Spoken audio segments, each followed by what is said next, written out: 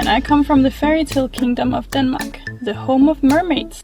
3 years ago, I met my one true love, Yang, a Chinese studying in Denmark. He told me a lot about the history of Lویانگ, which is his hometown.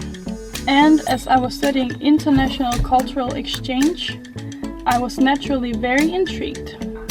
I teach English at an elementary school, and when I'm not working, Yang and I will walk around the streets of Lویانگ and explore the city. Did you know that Wu Zetian is the only female empress in the history of China?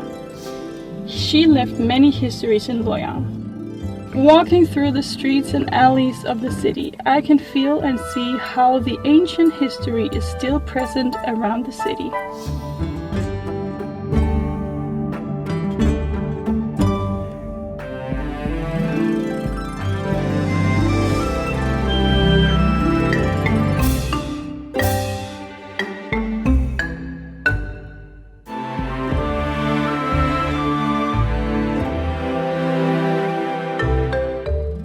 I especially like the vibrance of daily life in Lویانگ.